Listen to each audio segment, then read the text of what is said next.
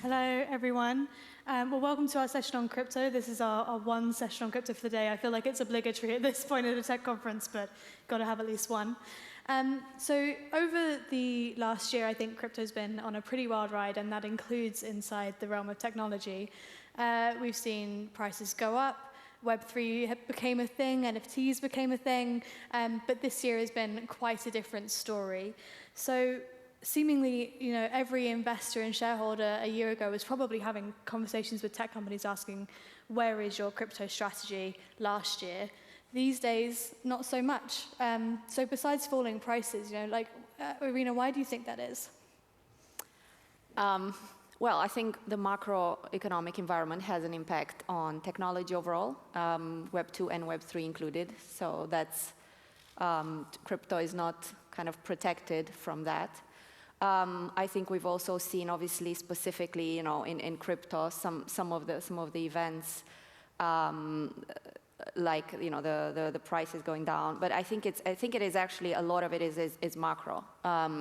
I also think it's a reaction to the fact that last year a lot of the growth was, some of the growth was real and sustainable, and some was speculation driven. And that always kind of comes to an end at some point. And so a lot of the tourists in the industry are leaving or have left, people that were trying to take advantage of basically making a quick return on their investment, but not actually being fundamentally invested in the space. So that's the other factor. But actually, a lot of it is macro. Then there's particular aspects related to crypto around regulation and so on. But I think the kind of shock to the system came a lot from the macro environment. And then also at Revolut, Ed, you have got a nice insight into what I guess the consumer would make of such products. You guys offer crypto trading as a bank as well. So what have you seen over the last year? What trends have you noticed as we went from bull to bear market with crypto? Yeah, sure. I mean, we've actually been involved in the crypto space. We started talking about it in 2015, and we prototyped a product in 2016. So we've always had this belief in the future of crypto. But what have we seen? So, we went through the whole 2017 bull market, and from a retail perspective, of course, trading volumes go up loads when people are super interested in just the price, and then it drops after that. But I think if you look at the 2013 bull run, 2017 bull run, and then 2021, what you tend to see is a lot of euphoria. So then there's a lot of funding, and a lot of companies get formed, some of which have got good business models, some of which don't. Right? Then the tide goes out, and the ones which actually had a genuinely good business model or a good idea for the future or were able to pivot, they're the ones that survive. And actually, the kind of bear market helps them because it acts as a forcing function to structure their business to be extremely efficient and to be hyper-focused on adding value for users, whether it be retail or business. Right? So when the next bull market comes, they're now in a very strong position, and it's when you see the big crypto companies that emerged in 2017, and I think then you saw the same 2018, 2019, people were building. The ones that didn't have a viable business model, they died out, which is helpful. And then 2020, again, it's very frothy. Loads of people come in, possibly, again, not really a viable business model, but everyone's euphoric, and the same sort of cycle happens again. But I think as we saw with the dot-com boom, then bust, you actually saw some of the mega companies were created in that time when the froth had gone away. And I think it was the same thing. It acts as a forcing function to just be hyper-focused on making your business super efficient and adding value. And then as the market improves, you've got a potentially well-beaten company. And what about as a customer function as well? So in terms of your users, people buying crypto on your platform, trading it, selling it, how have you seen that ebb and flow over the last year? Yeah, so kind of the same story, 2017, then 2018, and then pre and post this current bull market. When we released crypto, pre and post us releasing crypto, we saw a step change in the amount of users signing up to the platform. Now, as the crypto market dropped in 2018, obviously users were trading less, but we never saw a return back to the previous user sign-ups, i.e. low. They remained elevated, which was interesting. And I think we've seen the same now. Yes, people's trading volume has gone down, but we're actually seeing an increased interest in crypto, and the amount of people signing up, so new active people, on the Revolut platform is actually much higher than it was early 2020 versus now. So I think that just shows that while, of course, it's highly correlated with people are interested in the price and stuff, the kind of it's kind of getting into people's consciousness more and more as it becomes like a mainstream asset, and people are just more interested in getting involved and learning about it. But Irina, also on that, I guess it's now a mainstream asset, sure, but a lot of people have been burned by the downside of crypto, companies and consumers alike. How have you kind of experienced that through your investing as a VC? I think, so kind of like, I guess to step back and think of what is our underlying thesis on the space. We are believers in this being a trend that is here to stay and that is transformational for the tech world. You know, we had mobile, cloud, other technologies that people were skeptical about that had their rise and fall moments. I think what's happening is like, even if there's a fall, so to say, underneath it, there's actually what Edward was saying, actually a slow maturation of the technology, adoption of the use cases that are most relevant. There are, of course, a lot of things that still need to be happen, which is actually need to happen, which is where we see opportunity from an investing perspective.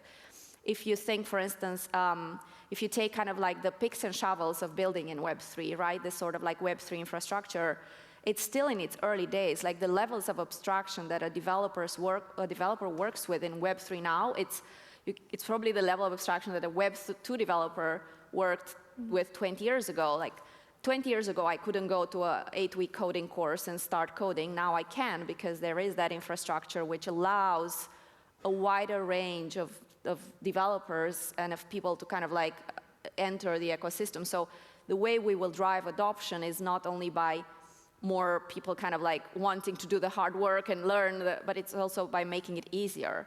And then on the consumer side, from a consumer experience perspective, I don't know anyone that has bought an NFT and has a MetaMask or a Quant. The amount of times you get a like heart attack for where is my NFT, doesn't show up anywhere, and it's just the whole experience of trading and even simple actually currencies, right? Without thinking of other products. It's not for everyone. There's like still a lot of friction that kind of like for mass adoption to happen, we need to improve that user experience. And then lastly, another area of opportunity is, I think, or of kind of a potential driver for this ecosystem is around enterprises starting to adopt some of the Web3 technologies and embedding them in their business model. So if you take NFTs, which is this essentially a technology enabler for digital ownership that got bad press for, you know, the CryptoPunks, price fluctuations and so on, but people are kind of equating a technology with a use case, which is not true. Like NFTs can enable digital ownership in a lot of other use cases, in gaming, in social media, and you can see already, you know, Instagram embedding digital collectibles and NFTs in their business model as a way to help creator monetization, which is one of the things they're trying to solve, or Starbucks using NFTs, you know, not just kind of like as a way to trade, but also actually as a gateway to access rewards and experiences. So even this technology, you know, has still very, very infancy, and it's going to move from like there's still room for it to develop into a store of value and into gateway, and then later into an asset that you could trade on a Revolut platform, right? Mm-hmm. So those fundamental use cases and technologies are still there. In a way, for us, it's actually not bad that the hype has gone a little bit out, because it means that the people that are going to come and build in this time are one, aware of the market conditions, and they're also like building for their believers, and they want to build something more sustainable rather than speculate around it. Mm. And that kind of brings us on to the live question that we're going to run today, which is about, you know, should tech companies be considering adopting blockchain technologies in their stack, you know, and we have several options. You guys can all vote. I think you know the procedure by now, but you know, yes, it's the future. Maybe if the volatility subsides, and no, there's no need for them. And we also do have audience Q&A throughout, and we have had one question that was about, you know, is this tech just too immature? You mentioned Starbucks, you mentioned Instagram. These are all really big technology companies coming out with crypto Web3 products. But as you said, the technology itself is still very difficult to use, still very difficult to implement. And Ed, at Revolut, I know you've been thinking about ways in which you could adopt these technologies internally. So if you could tell us a bit more about that. Yeah, sure. I mean, that large question about whether tech companies should implement blockchain, I think The answer is like a resounding 100%. And the reason for that is the structure of the blockchain and the nature of the network is extremely similar to the internet. So what I mean by that is it's a very simple network where you push all the innovation out to the edges, right? So basically the innovation happens by people able to release products and services in a permissionless way. So on the internet, when that started, no one could predict like this exponential curve that would happen because it was just, email, very simple, or like a bulletin board system. But the nature of the network meant that anyone with an idea could essentially iterate at the edge of the network, then release it, and then if the network found value in it, suddenly you've got a billion-dollar company like Google, for example. Okay, so, and then that leads to other companies being built on top of those tools and services. So when we were here, everyone was kind of skeptical about the internet as the same thing. Oh, it's not very secure, it's immature tech. But you're at the knee of this exponential curve. So blockchain is exactly the same. It's actually a very simple network for finance and other things, and you push all the innovation out to the edges. So previously, to innovate in finance, extremely difficult closed-loop systems. Now, anyone with an internet connection can actually create a financial tool or service on many of the different blockchains and just release it in a permissionless manner. And then other people can plug into that. So it's exactly the same nature. I think we're on the knee of this exponential curve. So the question becomes, who do you want to be? Do you want to be like Borders Books, or do you want to be Amazon? Do you want to be Blockbuster, or do you want to be Netflix? I think if you're not looking at blockchain strategy now, you might be in trouble in the future. And to go to that point about NFTs. See, NFTs, everyone's been talking about them in terms of like art and the monkey JPEGs. They're not about art. It's about digital ownership, right?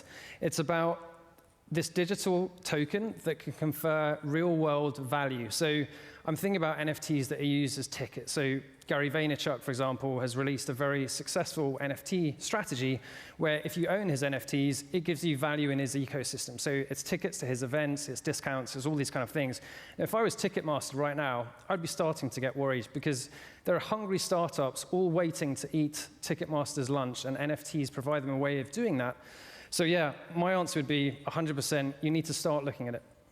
But one of the things that is a downside of blockchain is the question of interoperability, right? We had a speech even today from the Bank of England Deputy Governor, John Cunliffe, who said, interoperability in blockchain is one of the biggest problems and issues that banks face in considering to implement it, because you might find products and markets just get totally siloed on their own. How do you find that is with the portfolio companies you work with? Is it a really big issue for them that they might set up something on one blockchain and then it just totally isn't transferable somewhere else? It is an issue. At the same time, we're probably at a stage where you'll have consolidation across. There are a few kind of emerging, ecosystems, so to say, layer ones that are becoming somewhat dominant, right? And Ethereum is a very large and thriving ecosystem. So you can solve that problem by essentially choosing less of them and still cover a big percentage of the market. The problem is around scalability and interoperability. It goes back to my point around the infrastructure is still being built. It's not just interoperability, there's also like privacy, there's kind of all the basic challenges.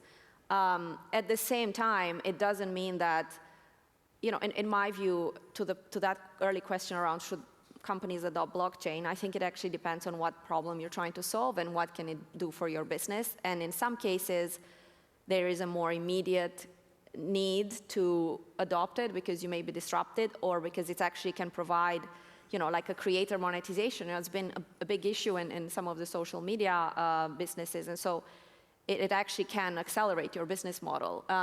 So for those, it's more imperative. There are many, if you think about more traditional enterprises and adopting, NFTs as a kind of an identity verifier and other, supply chain, other kind of use cases, those are probably further away. Maybe you don't need them right now. Maybe you're going to wait for the technology to be more advanced. But definitely in some of the, social media, entertainment, those spaces, I think you kind of have to be watching. And there are companies that are being built that are essentially starting to provide those layers of abstraction. We invested in one, but there's a few others, and there are already, which are removing this need for like do-it-yourself. Like you have to hire an army of people and build your own tools from scratch. You still need to hire, but at least hopefully there will be companies building these picks and shovels that you can then adopt, and that's also going to drive and make it easier for enterprises. It's not that dissimilar from what happened. It's a kind of a normal technology adoption, right? If you think about a lot of other solutions that enterprise uses, at the beginning they were doing it themselves, and then a product came out, and we were talking about the intranet and the Slack, right? That people were building their own Slack before Slack existed, and then they started buying Slack, right? So it's the same type of curve. Yeah, sure. Although when building your own Slack or using your own Slack, that's pretty much still a very safe, regulated area, and crypto comes with its own sets of risks. So how are you guys also thinking about that? Like at Revolut, for example, you guys are a regulated business. You just got registration yesterday, I believe, with the Financial Conduct Authority. So how do you think a lot more about the risks of crypto and how customers need to be protected or can be protected even from these things? Yeah, it's extremely important. And having started our Revolut crypto journey way back in 2015, we know how challenging it can be, which is why actually increased regulation in the space helps a lot. Because what we found, we started discussing it in 2015 because a few of us at Revolut had been in the crypto space since 2013. But when we started kind of just testing the waters with partners in 2015 with kind of prototypes and things like this, there was no appetite whatsoever. It was just very easy to say no because there was no kind of regulatory landscape where they could assess the risk even. So it was just this unknown quantity. I then gradually fast forward to 2017, regulation had improved, the tools had improved, and we managed to get partners comfortable with kind of like a quite walled garden crypto approach.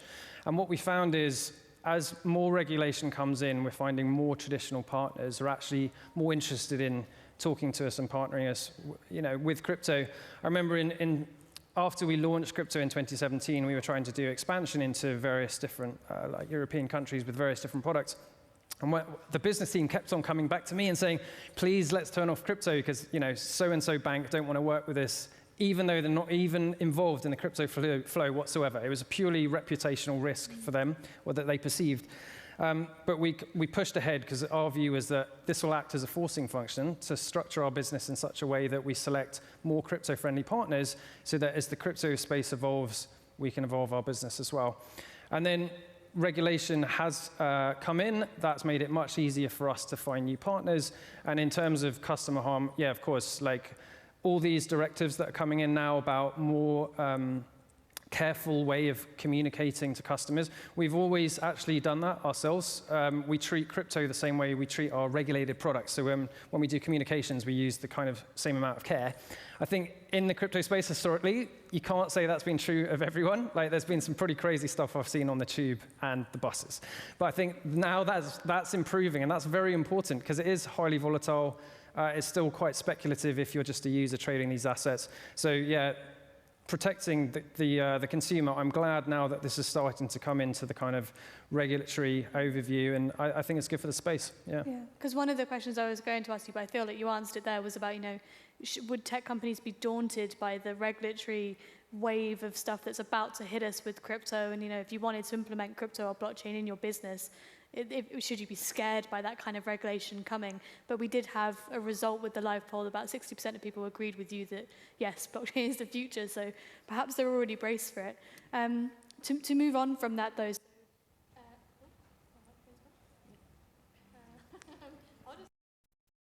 Hear me? Oh, okay, there we go, back. So with Web3 funding in particular and venture capital, a lot of VCs raised a lot of money for Web3 last year as part of all that hype drive. And those funds now are looking for places to still deploy that capital, even in a bear market. We can see, if we look at a chart of it, it's just popped up, that funding rates are still really, really high. You guys are still deploying capital into companies even when prices are low. Why do you think that is? And is it just a case of this money having to find somewhere to go, even if, the bets aren't the most promising? I think it's what I said at the beginning, a fundamental belief in the technology and for the long term, right? If we think about the investments we make today, we come in really early at seed or Series A, and then generally we stay with a company for 7-8 years. So you normally kind of have to take a view on what you think the world will look like in 7-8 years from now. And therefore, what kind of like happened today is not, as I said from the beginning, it's actually, in some ways it's better because this whole speculation and hype is gone, but there are a lot of areas to build in Web3, and that are not even, that just people are just scratching the surface. And so there's a lot of ideas, there's a lot of white spaces, there's a lot of like pain points that drive adoption, and that's what drives all of these funds to keep investing. And there are people like going still into the sector. There's a lot of Web2 developers wanting to be Web3 developers, and people that come from outside of the Web3 that want to join Web3 businesses. And it's still hard to recruit in this space because there's competition and there's not enough talent. So there's kind of like there are positive signs underneath, and I think that's the view that investors are taking at early stages. Well, yeah, so to pick up on the talent side of this as well, we've had a lot of crypto companies this year. Even the biggest ones have had to cut jobs, say we need to constrain on costs. So there is some kind of capital crunch going on here. But Ed, I know we discussed previously about how actually in this case is like tech companies, traditional companies, banks, they can all be safe spaces for those kinds of talents. Like, are you finding that more crypto talent is coming to you from, a Web3 startup or a DAO who have said they've just lost their job because this tiny company can't support them anymore? And so actually doing it for you inside of a very, very large company is a safer place to be? Yeah, I think that's a really good question, and it is a good point. When the euphoria is there and the frost's there, what do people want? They want to kind of feel like they're making an impact and also potentially have like big upside.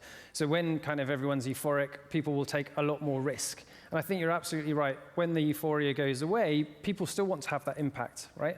And they still want to be working on the cutting edge technology, but they might be a bit more risk averse because all the macro stuff that's happening. And so then if you're looking around, okay, what companies have kind of proved that they can weather the storm, but they're also working on like interesting technologies. Yeah, it definitely has helped us because we've got a big crypto drive going on at Revolut because we believe in the technology, and we've increased our crypto headcount from like 8 people to 200 people. And so I think for someone who's thinking about switching jobs, and we have seen this, it's, Revolut kind of proved that it could weather the storm of coronavirus because we've got a really diversified set of products. We're working really hard to push crypto forward. So someone will still get those things that they want whilst taking less risk than if they join like a super early crypto startup now, which still could be a good option for some people, but I think most people are a bit more risk averse than that. And in that way, do you think that crypto and tech are similar in that? I know you previously mentioned, the 30% failure rate of bets that you make, and some tech companies are failing just the same way that crypto companies are. Is the question around talent or just more generally? In general with talent as well, but in the current environment. I think that there's a general point in tech, which is a lot of the companies, there was a lot of funding, there was a bull market, so it was quite easy to raise funding. Therefore, generally companies didn't fail that much, and even the companies that may have not found good business models were still managing to fundraise and survive.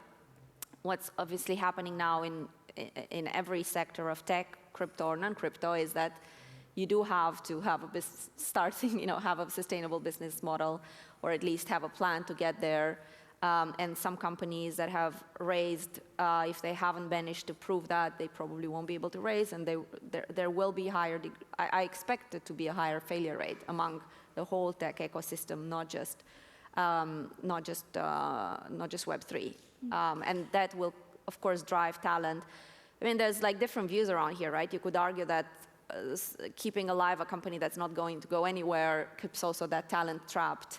And by, in a way, releasing it earlier, that talent, including the founders, can actually go and build second, third time, and be successful. While last year's there were companies that just kind of like stayed alive without being necessarily on a path to greatness. So I think that's what we will expect to see. That's what we've seen in other cycles, and that's probably going to happen this time as well. Yeah, and just to end on an audience question as well, we've had quite a few about sustainability. Yeah. Is that something that you guys think about with blockchain these days? Just to quickly wrap it up with this at the end. Yeah, I think it's a topic that comes up all the time. I think there's, for example, Bitcoin, everyone's saying it uses lots of energy, therefore that is bad. I think, again, to sort of go back to parallels with previous technologies, there was that famous clipping from way back when about PCs, and it's PCs are going to end the world as we know it because they're bad for the environment. I think you have to separate use of energy and where the energy comes from, right? And I don't want to pull the wrong percentage out of the air, but I believe it was over 40% when they surveyed Bitcoin miners use renewables, right? And so that is not a bad thing. And actually, crypto there can actually incentivize a drive towards renewables. So renewables, traditionally kind of lumpy supply-demand curves, that can be smoothed out with Bitcoin mining. I mean, an ex-Revolut person has now gone on to start a renewable energy company, and one of the ways they're going to smooth out demand is by Bitcoin mining. So I think you have to separate the fact that it uses energy, as do washing machines, as do Christmas lights, both of which consume far more energy than the Bitcoin network. You have to separate that from where is the energy coming from, because that's the thing that matters. And all good, useful things in the world use energy, and so then the important thing is where does that come from? And I think if Bitcoin, if crypto can actually incentivize a change to renewable energy, which clearly it can, looking at the startups that are happening now in the climate tech space, that's a good thing. Yeah, well, we'll leave it there, but I'm sure you've just triggered a very large discussion online about whether this is a good use of energy or not. But right, thank you for joining me, and thanks for a good panel. Thank you.